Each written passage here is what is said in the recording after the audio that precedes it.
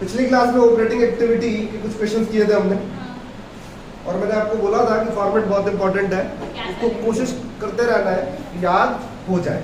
ठीक है, question by question आपको कोशिश करते रहना पड़ेगा कि कौन से आइटम्स को ऐड करना है और किन को आपने डिडक्ट करना है। क्वेश्चन नंबर 14 देखते हैं जरा। ऑपरेटिंग एक्टिविटी से आपको कैश फ्लो कैलकुलेट करना है।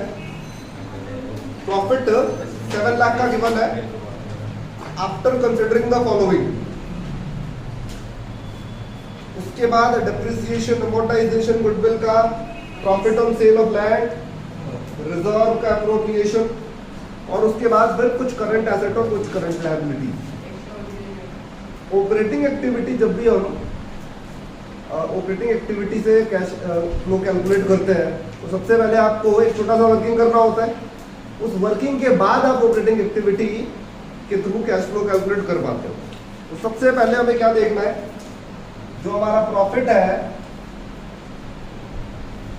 As per statement of profit and loss, और इसमें एक ही प्रॉफिट गिवन है, कितना, 7 लाख।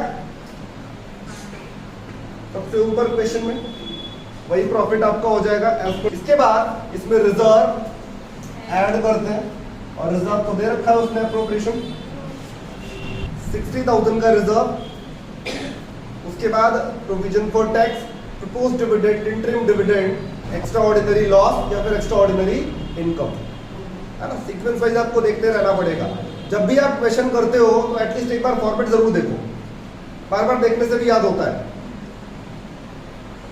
रिजर्व को छोड़कर और कुछ भी नहीं गिवन है, तो हम क्या करेंगे, केवल इसी को ऐड कर रहे हैं। ये आ गया आपका नेट प्रॉफिट बिफोर टैक्स,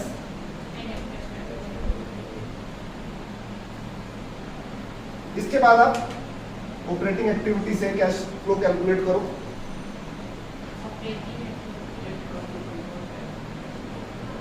सबसे पहले ये वाला प्रॉफिट लिखेंगे, before tax and extra ordinary items 7,60,000।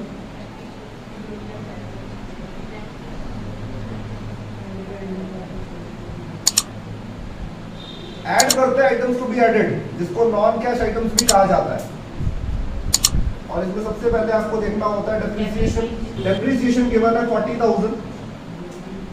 फिर आप देखते हो इंटेंजिबल एसेट्स का अमोर्टाइजेशन, और इंटेंजिबल एसेट्स इसमें क्या गिवन है, गुडविल। गुडविल का अमोर्टाइजेशन मतलब गुडविल की वैल्यू क्या हो रही है, कम, वो लिखना है हमें, गुडविल अमोर्टाइजेशन विच इज 20,000। इसके बाद हम लिखते हैं इंटरेस्ट ऑन बोरोइंग या इंटरेस्ट ऑन लोन, वो गिवन नहीं है क्वेश्चन में। फिर आप लिखते हो loss on sale of fixed assets. ये 4 कंपोनेंट बहुत इंपॉर्टेंट है, goodwill, depreciation, intangible assets, interest on loan या बोरोइंग, और loss on sale of fixed assets. ये 4 इंपॉर्टेंट है, ये आपको हमेशा याद होने चाहिए। मैक्सिमम टाइम आपको यही देखने को मिलता है।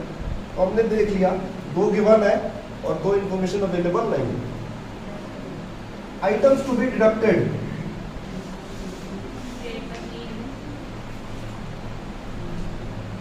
इसको नॉन ऑपरेटिंग इनकम भी कहा जाता है। नॉन ऑपरेटिंग इनकम, यहां भी हमने फॉर्मेट में देखा था 4-5 एडजस्टमेंट्स हम ऐड लिखते हैं माइनस करने के लिए। पहले आप देखो profit on sale of fixed asset given इस क्वेश्चन में, profit on sale of land asset है हमारा, profit on sale of land.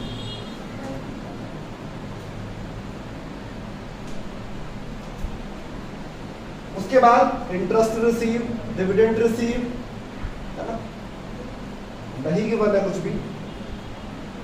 बस इस प्रॉफिट में इनको ऐड करना है और इसको लेस करना है, क्या आ जाएगा, operating profit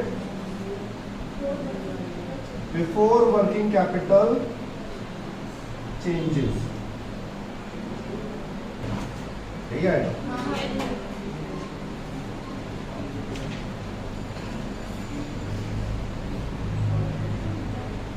operating profit before working capital change आ गया हमारा 7,30,000, और इसके बाद हम करंट एसेट और करंट लायबिलिटीज को प्लस माइनस करते हैं। अभी आपको याद नहीं होगा, इसलिए कभी भी आप यहाँ पहुंच जाते हो तो इधर आप करंट एसेट और करंट लायबिलिटी का क्या करना है, लिख लो। करंट एसेट इंक्रीज होता है तो हम क्या करते हैं, माइनस, है ना। स्टॉक इंक्रीज हो रहा है तो उसका कारण क्या हो सकता है, स्टॉक हमारे मतलब हमने स्टॉक खरीदा है, स्टॉक खरीदते हैं तो हमारे पास से कैश जाता है। करंट एसेट इंक्रीज होगा तो माइनस, करंट एसेट डिक्रीज होगा तो प्लस, और करंट लायबिलिटी का ऑपोजिट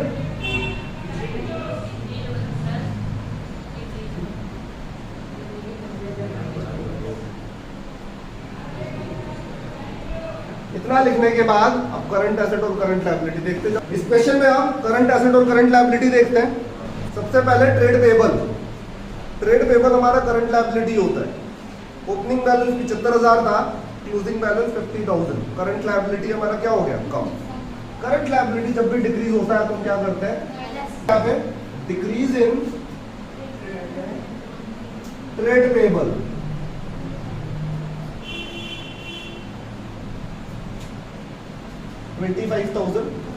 उसके बाद ट्रेड रिसीवेबल, ट्रेड रिसीवेबल हमारा करंट एसेट होता है, 60 से 75 हो गया, इंक्रीज हो रहा है। करंट एसेट जब भी इंक्रीज होता है माइनस करते हैं, यहां लिखेंगे increase in trade receivable 15,000, minus कर दिया हमने। लास्ट प्रीपेड एक्सपेंस गिवन है, एसेट होता है हमारा 18,000 से कम होके 10,000 हो गया, 8,000 कम हो गया। करंट एसेट जब भी कम होता है तो उसको प्लस करते हैं, decrease in prepaid expense.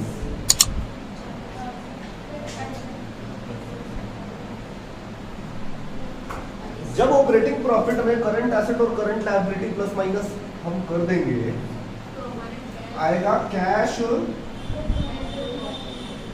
Cash generated from operations, cash generated from operations आता है। और इस कैश जनरेटेड फ्रॉम ऑपरेशन से आप माइनस करते हो प्रोविजन फॉर टैक्स।